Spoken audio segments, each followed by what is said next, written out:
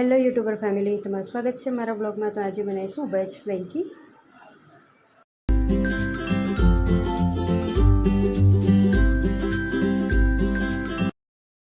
તો વેજ ફ્રેન્કી બનાવવા માટે મેં અહીંયા 1 વાટકી મેદાનો લોટ લીધો છે અને 1 વાટકી હું ઘઉંનો લોટ લઈશ। તો અમે ઘઉંનો લોટ નાખ્યો 1 વાટકી અને 1 વાટકી મેદાનો લોટ લીધો છે। તમારે જો એકલા મેદાના લોટની બનાવી હોય તો પણ બની શકે ફ્રેન્કી। હવે આમાં મીઠું નાખીશ થોડુંક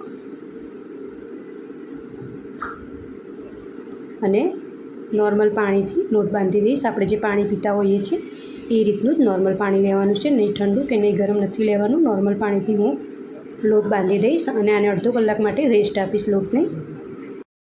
હવે ફ્રેન્કીની અંદર ભરવા માટેનો બટાકાનો માવો રેડી કરીશું આપણે। તો અહીંયા હું 2 થી 3 ચમચી તેલ મૂકી દઈશ અને જે આ બટાકા છે મેં બાફીને આ રીતે એનો માવો કરીને મૂક્યો છે। તેલ ગરમ થઈ ગયું તો એમાં જીરું નાખ્યું છે, થોડી હિંગ નાખીશ, આદુ લસણ મરચાંની પેસ્ટ છે અહીંયા નાખીશ, એને સાતળી લઈશ બરાબર।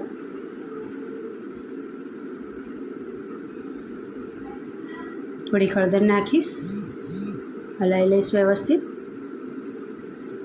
અને આ બાફેલા બટાકા છે જે માવો બનાવીને રાખ્યો છે અંદર આપણે એડ કરવાનો છે।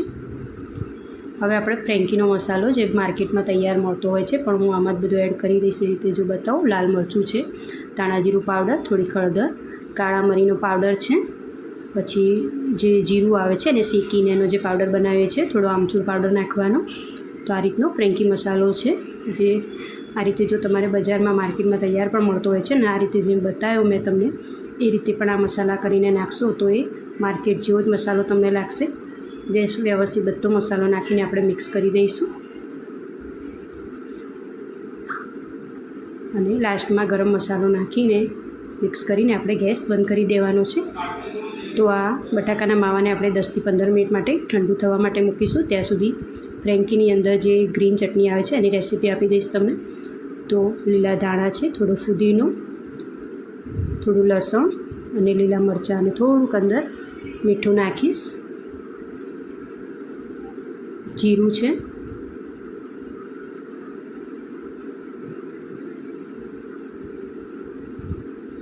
અને એક મોળું દહીં નાખીશ, 2 થી 3 ચમચી મોળું દહીં નાખી અને આપણે મિક્સરના નાના જારમાં ફેરવી દઈશું। આ રીતની ગ્રીન ચટણી આપણે રેડી કરી દઈશું। તો જો આ રીતની ગ્રીન ચટણી રેડી થઈ ગઈ છે ફ્રેન્કીમાં ખાવા માટેની।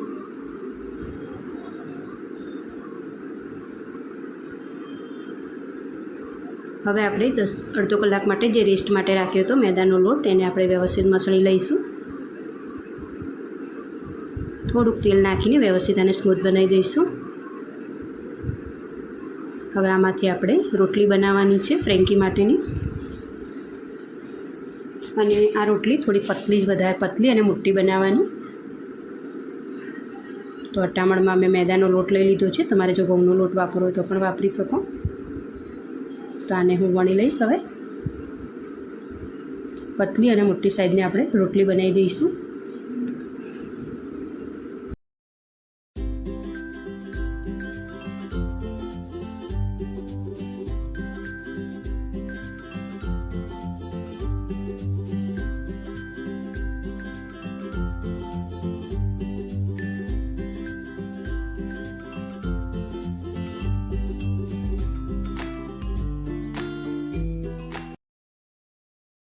તો રોટલી બનાવી દીધી છે અને આ રીતે બધી રોટલી બનાવીને આપણે આ રીતે મૂકી દેવાની। અને હવે મેં ગેસ પર તવો મૂકી દીધો છે અને આપણે રોટલીને પહેલાં શેકી દેવાની છે અને 100% નથી શેકવાની, આપણે કાચી પાકી રાખવાની છે રોટલી।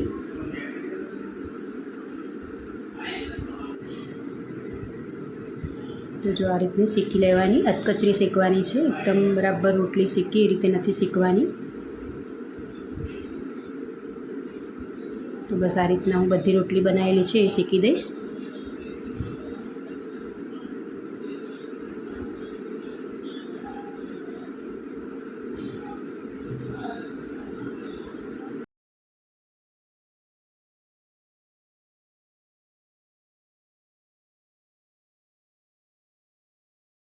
તો બસ આ રોટલી જો આ રીતે બધી અડધી કાચી પાકી શેકીને આપણે મૂકી દેવાની આ રીતે.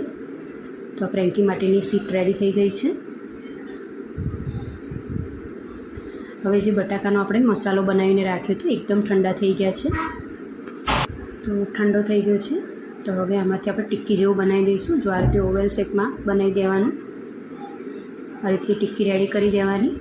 તમને જો ગોળ પસંદ આવતી હોય તો ગોળ બનાવી શકો, પણ આપણે રોટલીનો રોલ કરવાનો છે એટલે આ રીતે જ આ શેપમાં જ તમારે બનાવી દેવાની.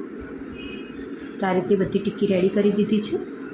હવે તવી ઉપર આપણે એને શેલો ફ્રાય કરી દઈશું. થોડું તેલ નાખીશું. તમે તેલની જગ્યાએ જો બટર વાપરવું હોય તો વાપરી શકો છો, ઘી વાપરવું હોય તો પણ વાપરી શકો છો.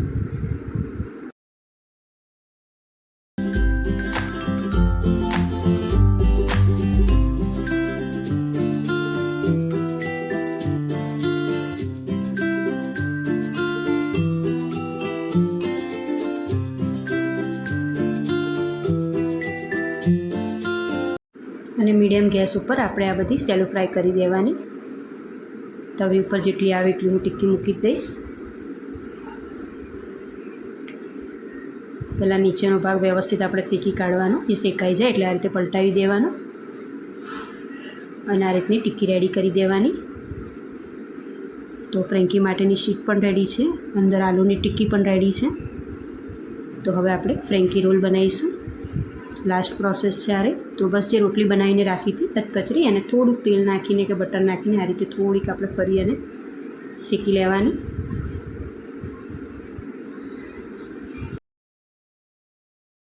તો બસ એ રોટલી ઉપર આપણે હવે પહેલાં ટામેટો કેચઅપ આ રીતે અડધા ભાગમાં આ રીતે ટામેટો કેચઅપ લગાવવાનું છે. અને જે આપણે ગ્રીન ચટણી બનાવી હતી અડધા ભાગમાં એ લગાવવાની છે. અડધા ભાગમાં આ રીતે આપણે ગ્રીન ચટણી લગાવી દઈશું. અને જે આલુની ટિક્કી બનાવી હતી આપણે આ રીતે વચ્ચે મૂકી દેવાની છે સેન્ટરમાં.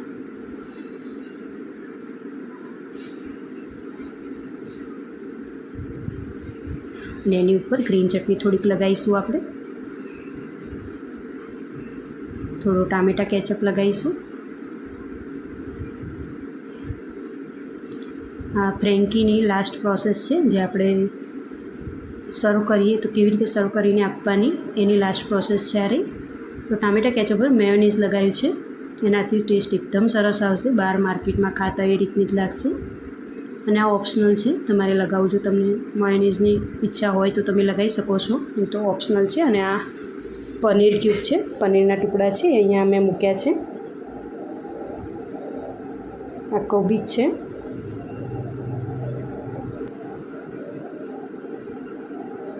આ કેપ્સિકમ છે. કેપ્સિકમને આ રીતે ઊભી ચીરીમાં કટ કરેલા છે. ટામેટાં 2 થી 3 ટામેટાં મૂકીશું આપણે. ડુંગળી મૂકીશું. ડુંગળી મૂકી દઈશું આ રીતે. અને લાસ્ટમાં આપણે ચીઝ છીણીને આ રીતે સ્પ્રેડ કરી દઈશું.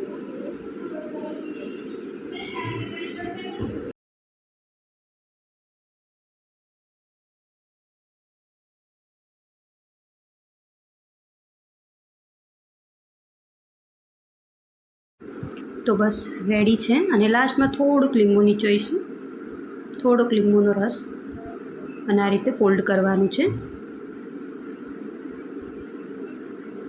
એટલે એક જગ્યાએથી તમને ટામેટા કેચઅપનો એકદમ ખાટો મીઠો ટેસ્ટ આવશે અને કોથમીરની ચટણીનો ટેસ્ટ આવશે. તો બસ રેડી છે મારી વેજ ફ્રેન્કી. જો તમે આ રીતે ના બનાવી કોઈ દિવસ તો ચોક્કસથી ટ્રાય કરજો. આ રેસીપી બહુ સરસ લાગે છે.